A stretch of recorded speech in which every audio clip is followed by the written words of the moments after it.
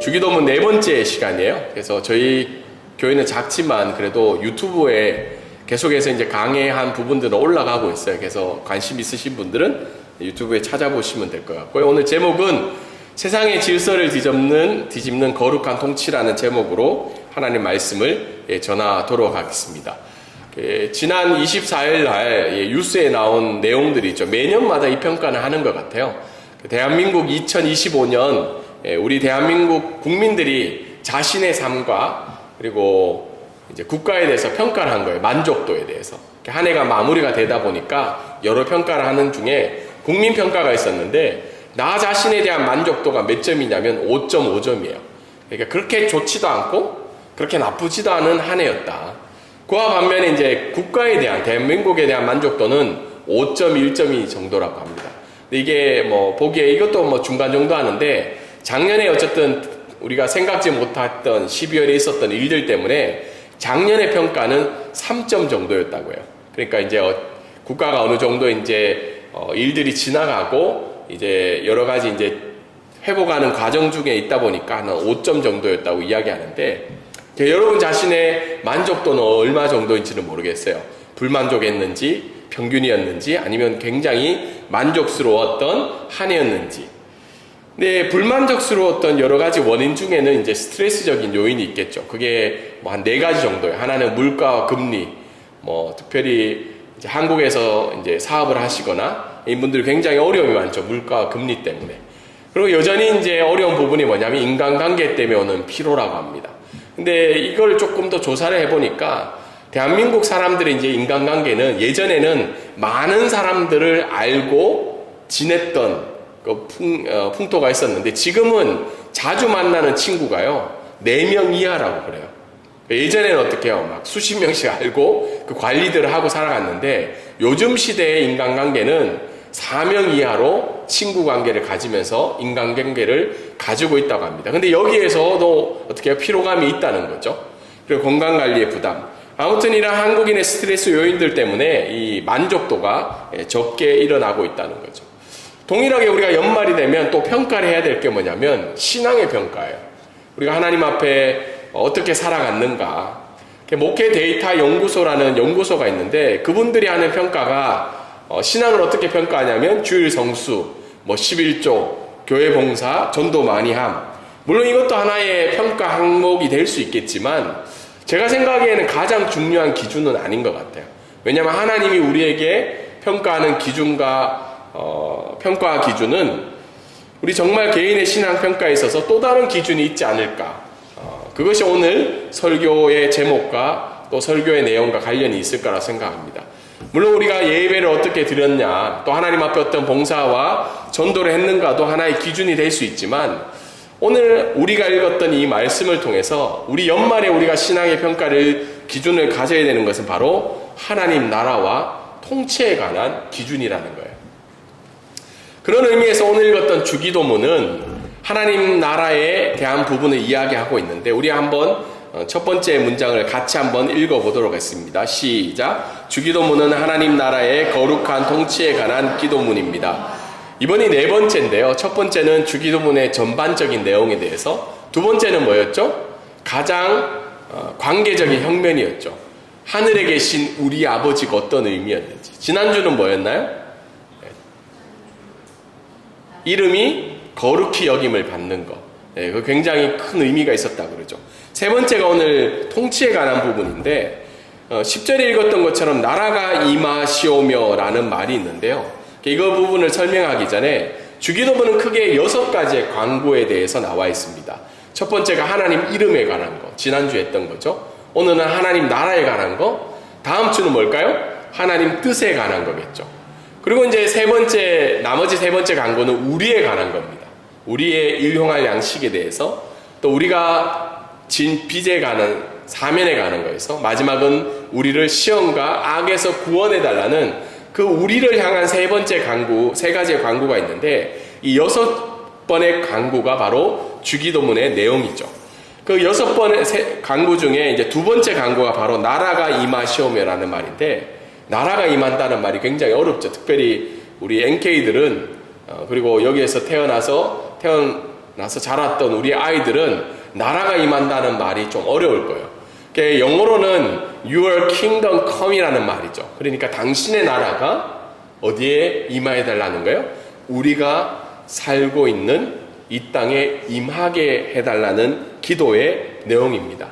근데 하나님 나라에 대한 오해가 있어요. 우리 오늘 하나님 나라에 대해서 배우는데, 하나님 나라에 대한 오해가 뭐냐면, 첫 번째는 특정한 물리적 공간으로 생각할 때가 많아요. 하나님 나라.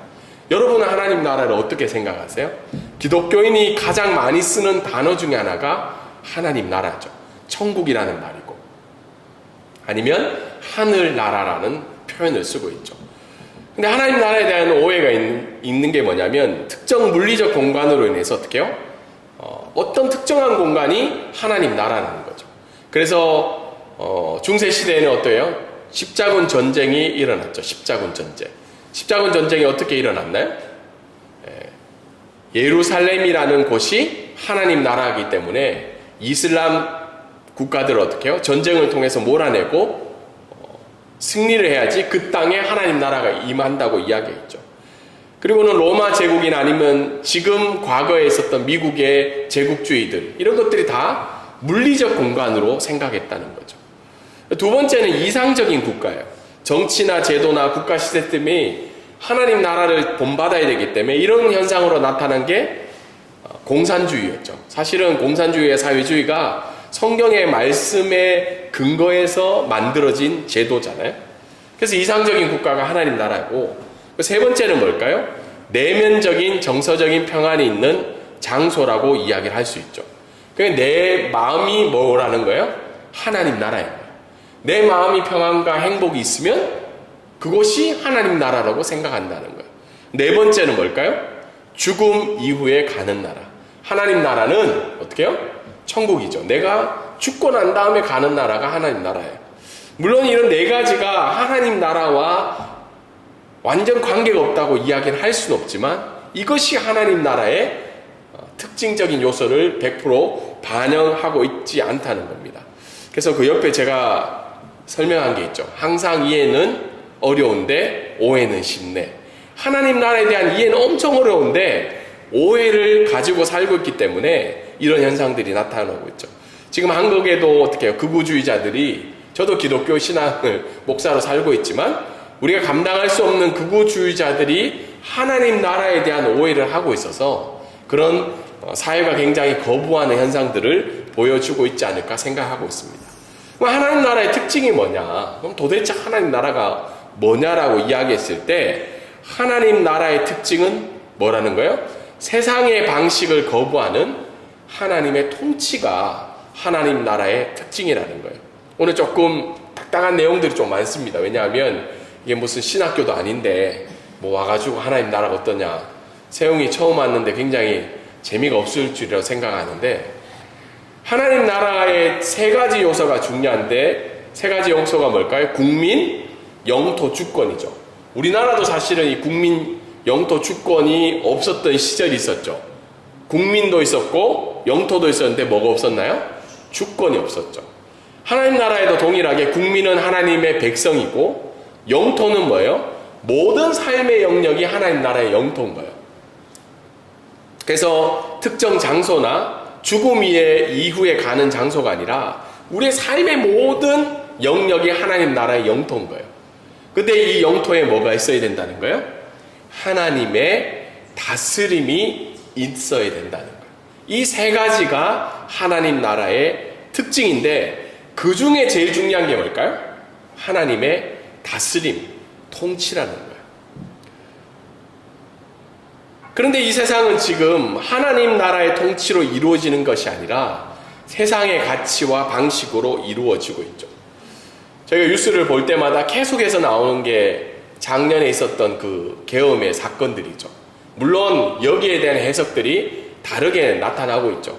근데 저는 그런 재판이나 아니면 그것을 추진하는 과정을 보면서 과연 거기에 하나님 나라가 있을까? 하나님의 공의가 있을까라는 생각을 하게 돼요. 이 말을 오해해서 듣지 마시고요. 그것을 반대하는 그룹이나 그것을 찬성하는 그룹 가운데 결국은 어떻게 해요? 그 그룹의 이익과 유익을 위해서 부와 영광과 그 야망을 위해서 추구하는 방식들이 계속해서 언론을 통해서 나타나고 있다는 거죠. 왜 그럴까? 그건 결국은 죄와 악한 세력으로 인해서 해결할 수 없다는 거예요. 무질서와 혼란만 가득해서 어디로 국가가 가야 되는지, 어떻게 해결해야 되는지 어려운 부분이 있다는 겁니다. 근데 더 중요한 것은 뭐냐면 이 하나님 통치를 거부하는 가장 중요한 요소가 뭐냐면 내가 왕이 되는 거예요. 여러분 자신 한번 생각해 볼 때 어떤 결정과 어떤 문제 해결을 하고 내 안에 어려움이 찾아올 때마다 하나님의 다스림을 통해서 우리가 이루어가고 있는지, 아니면 내가 생각하는 가치와 방식으로 이 세상을 살아가고 있는지 중요하다는 거죠. 그래서 하나님 나라는 결국은 뭐예요? 창조의 원리로 회복이 되는 것이고, 여기서 중요한 부분이 자기를 부인하고 자기 십자가를 지는 것이 하나님 통치 안에 들어가는 거죠. 성경은 그 예로 삭개오를 이야기하고 있습니다. 삭개오. 여러분 삭개오를 다 아시나요? 삭개오가 누구죠? 세리였죠. 유대인이었고. 여러분 인간적으로 생각해 볼 때 세리의 삶이 좀 부럽지 않나요? 세리? 우리 세리 좀 싫어하지. 그런데 세리의 삶을 봤을 때는 어때요? 세리의 삶.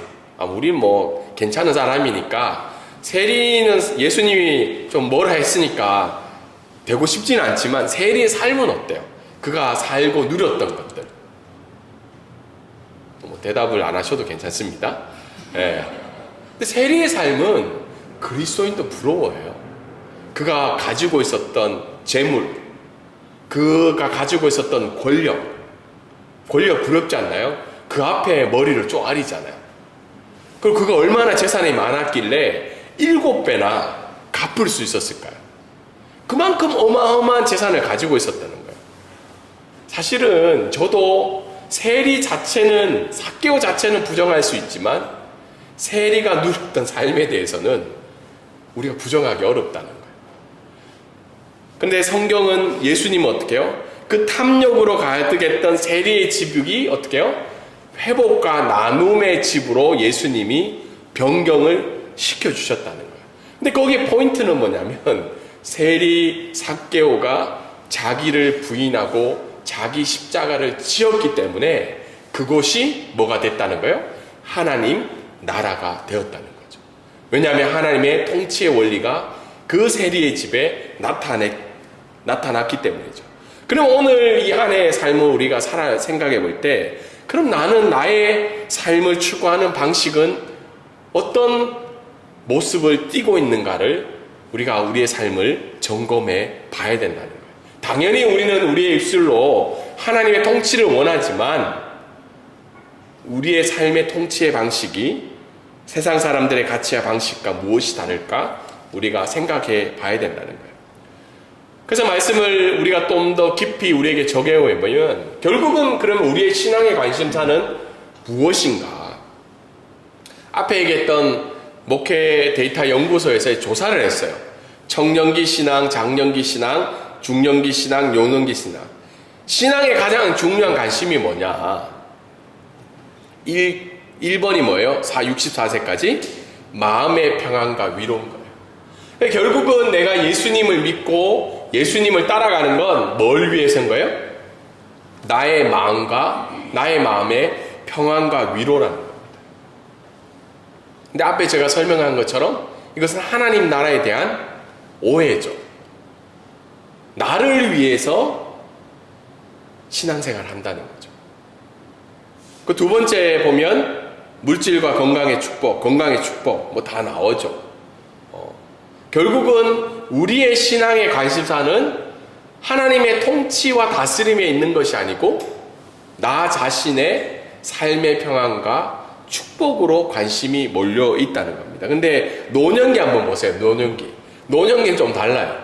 성령 충만과 영적 성장이죠. 이게 어쨌든 하나님 나라 통치에 가장 가까운 요소죠. 왜 이럴까요? 65세 이상은 다 해봤는데 이제 주님의 부르심을 준비하고 있을 때 부와 명예와 이게 중요하지 않다는 거죠. 결국은 제일 중요한 건 하나님 앞에 내가 성령 충만하면서 살아가는 게 이제 그걸 깨닫는 시기가 언제라는 거예요? 65세 이상이라는 겁니다. 그렇다면 이 데이터를 가지고 과연 우리의 신앙의 관심사는 뭘까? 근데 우리가 또 질문을 해보면, 여러분, 하나님 나라는 이 땅에 이미 임하셨을까요? 아니면 장차 오실 나라일까요? 예수님의 말씀에 의하면 내 마음에 이미 하나님 나라가 도래했다고 이야기하죠. 그래서 많은 사람들이 하나님 나라를 생각할 때 내 안에 이미 하나님 나라가 임했다고 믿고 살아가고 있죠. 하나님 나라가 이 땅에 이미 임했는데 왜 우리는 계속해서 어려움을 겪어야 될까? 하나님 나라가 이미 이 땅에 임했는데 왜 전쟁과 기근과 갈등이 우리의 삶에 계속해서 이루어질까? 그것의 이제 중요한 의미가 바로 이미와 아직 사이의 긴장이라는 것. 예수님이 이 땅에 오셔서 이미 하나님 나라는 우리 안에 도래했습니다. 그 말은 뭐냐면 죄와 사망의 권세가 우리를 지배하고 있었는데 우리의 마음 가운데 어떻게 해요? 죄와 사망의 권세가 물러나고 예수 그리스도의 통치가 우리 가운데 임했다는 건 하나님 나라가 임했다는 거죠. 성경에 보면 예수님의 제자가 이렇게 질문을 해요. 예수님의 제자가 아니죠. 요한의 제자가 와서 당신이 누구십니까? 세례 요한의 제자가 물어요. 와서. 그러자 예수님이 어떻게 대답을 했나요? 내가 누구라고 얘기했을까요? 내가 세상의 통치자다, 왕으로 왔다라고 대답을 했을까요? 아니죠. 이렇게 얘기해요. 눈먼 자가 눈을 뜨게 되었고 안진뱅이가 일어나게 되었다고 이야기해라. 굉장히 이상한 답변을 하죠. 그냥 자기가 왕이라고 얘기하고 메시아라고 얘기하면 되는데, 그 말은 뭐냐면 눈먼 자와 안진뱅이는 하나님의 창조의 원리에서 봤을 때는 어떻게 해요? 죄로 인한 결과로 나타나는 거죠. 그러니까 하나님의 통치에서 벗어난 죄의 결과들은 창조의 원리에서 벗어난 질병의 문제, 장애의 문제, 여러 가지 다툼의 문제들이 삶 가운데 나타나는데, 근데 예수님이 오심으로 말미암아 눈먼 자가 눈을 뜨게 되고 안진뱅이가 일어나게 됐다는 말은 뭐예요? 죄와 사망의 결과로 인한 원리들이 다시 한번 창조의 원리로 돌아가게 됐단 말이에요. 그 말은 결국은 하나님 나라가 그곳 가운데 임하게 됐다는 예수님의 말씀을 이야기하고 있죠. 근데 그렇게 되었으면, 우리 안에 하나님 나라가 100% 있었으면 어떻게 해요? 우리가 이런 전쟁과 기근과 불평등을 겪지 않고 살아가야 되는데 여전히 우리는 어떻게 해요? 오늘도 힘들고 내일도 힘든 삶을 살아가고 있다는 겁니다. 그것은 아직 예수 그리스도의 재림이 이 땅 가운데 임하고 있지 않기 때문이죠. 그래서 이미 아직이라는 말을 씁니다. 그래서 이미 하나님 나라가 이 땅에 왔지만 다시 완전히 이 땅에 100% 오실 하나님 나라는 오지 않았다는 거죠. 그 날은 언제라는 거예요? 예수님이 이 땅에 다시 오시는 날이에요. 그래서 D-Day와 V-Day로 얘기하는데요. 여러분, 2차 세계대전 때 연합군이 거의 패전을 당하게 되었어요. 독일이 굉장히 전쟁에서 승리할 뻔했죠. 일본도 그렇고. 근데 어떤 사건이 있었나요? 연합군이 프랑스의 어디 해변에, 노르망디죠. 우리나라 인천 상륙작전이 성공한 것처럼 노르망디 상륙작전도 사실은 원래는 상륙을 할 수 없었던 일들이었죠. 근데 많은 기독교 학자나 역사학자들이 이거는 신이 이 일을 했다고 이야기할 만큼 중요한 사건이었어요. 노르망디 상륙작전으로 말미암아 연합군이 어떻게 해요? 승리하게 되죠. 그런데 여전히 그 유럽 땅에는 누가 남아 있었어요? 독일군의 남은 병사들이 있었다는 거예요. 근데 노르망디 사건은 뭐냐면 D-Day의 사건이에요. 100% 승리할 수 있는 그 승리가 보장된 D-Day인 거죠. 이제 얼마 없으면 어떻게 해요? V-Day로 갈 수 있는 사건이었죠. 동일하게 예수 그리스도가 이 땅에 오셨다는 말은 D-Day라는 거예요. 하나님의 승리의 날이 승리하셨지만 이 땅에 남아있는 악한 세력이 100% 없어질 수 있는 그 V-Day를 향해서 지금 우리가 살아가고 있다는 겁니다. 그렇기 때문에 우리가 이 나라가 임하시오며라는 기도를 할 때마다 우리가 뭘 고백할 수 있나요? 이 땅에 다시 오실 예수 그리스도를 날마다 갈망하며 기도해야 된다는 거예요. 우리가 지금 내년에, 저는 좀 싫어하는 말 중에 하나가, 이게 조금 잘 안 되는 말이에요. 싫어한다기보다는 다 잘 될 거예요. 새해가 되면 그렇게 축복 인사를 하잖아요. 올해 더 다 잘 될 거예요. 걱정하지 마세요. 물론 위로와 격려의 말로는 우리가 알 수 있지만, 여러분 근데 한 해 한 해 뒤돌아보면 다 잘 되었나요? 저는 올해 지나간 일이지만 처음으로 제가 인생에 입원을 했어요. 입원을 2주 전에. 원래 제가 제 기억 속에 입원을 한 적이 없어요. 원래 건강이 그렇게 좋지는 않는데, 그래도 제 아내가 늘 얘기해요. 골골 100세 살 거다 당신은. 그렇게 입원을 하고 그런 적이 없으니까. 근데 입원을 하면서 여러 가지 이제 어쨌든 무리해서 입원을 한 거니까요. 근데 내년에 그러면 다 잘 되어서 제가 입원을 또 안 하게 될까요? 저는 그때 입원을 했을 때 또 이 설교를 준비하면서 기도했던 건 뭐냐면, 예수 그리스도가 이 땅에 빨리 오셨으면 좋겠네요. 이 말은 어떤 분은 이 말 싫어해요. 특별히 결혼을 안 하신 분들. 장가를 못 가고 시집을 못 가고 또 우리 아이들이 대학을 못 가고 여자친구 없고 남자친구 없는 애들은 예수님이 좀 오기를 기다리지 않죠. 아니면 좀 좋은 집에 한번 못 사보신 분들, 그런 분들도 계세요. 집도 한번 사보고 싶고. 근데 우리에게 어려움이 찾아올 때마다 우리가 두 가지를 기억해야 되는 건 뭐냐면, 하나님 나라를 갈망해야 된다는 거예요. 하나님이 우리를 지켜주고 계시고 악한 자들을 꺾으시는 그 하나님의 통치와, 두 번째는 예수님이 이 땅에 다시 오실 그 하나님의 나라를 기대하며 기도하며 살아가야 된다는 거예요. 이 말은 허무주의가 아니에요. 우리의 별거 있냐, 내일 예수님 오시면 끝인데, 이게 아니라 정말 하나님의 100%의 통치가 이루어지시는 그 하나님 나라의 도래를 기대하며 살아가는 것이 오늘 이 나라가 임하시오며라는 말씀입니다. 마지막으로 오늘 말씀을 통해서 알 수 있는 것은 2025년 우리 개인의 신앙의 평가의 기준이 뭐냐는 거예요. 나라가 임하시며 또 세상의 가치를 거부하며 하나님의 통치의 원리로 살아가는 우리의 평가의 기준이 뭔가? 그것은 뭐냐면, 얼마나 우리의 많은 삶의 영역에서 하나님 통치의 역사가 많이 나타나고 있는가라는 거예요. 이것은 종교적인 행위가 아니에요. 저도 죄송해요. 어쩔 수 없이 매주 설교하러 와야 돼요.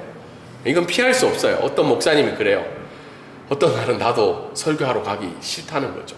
힘든데, 목사라는 직분, 특별히 우리 한 목사님도 목사이기 때문에 주일날 딴 데 갈 수가 없잖아요. 맞죠? 그런 의미에서는 종교적 행위로서는 우리가 부끄러움이 없지만, 또는 어떻게 해요? 개인의 삶과 어떤 분은 신앙의 평가를 이렇게 하신 분들이 많아요. 내 건강이 얼마나 좋아졌냐, 나았냐, 내 재정이 얼마나 좋아졌냐, 우리 가족이 얼마나 잘 먹고 잘 살았냐, 내 사업의 성과가 어땠냐, 이게 내 신앙의 평가의 기준으로 삼을 때다 말해요. 그걸 이제 번영신학이라고 이야기하는데, 성경은 오늘 나라가 임하옵시며 하나님의 통치의 신앙의 평가의 기준은 그렇지 않다는 거예요.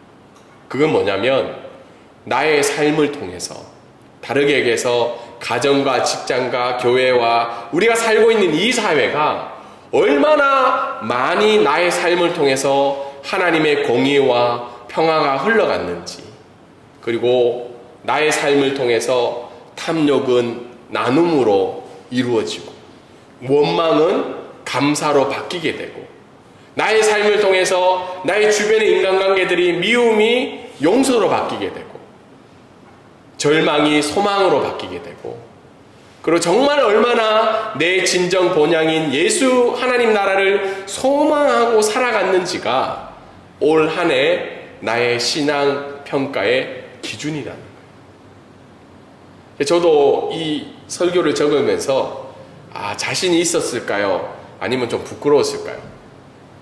부끄러웠죠. 지금 우리 아들, 막내 아들 이렇게 지금 막내 아들하고 전쟁 중입니다. 왜냐하면 계속 텐션이 있어요.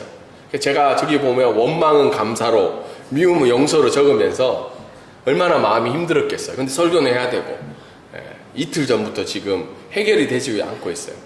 근데 제가 이 말씀을 왜 드리냐면 우리의 삶의 영역에서 사회와 가치, 사회가 추구하는 가치와 기준을 거부하고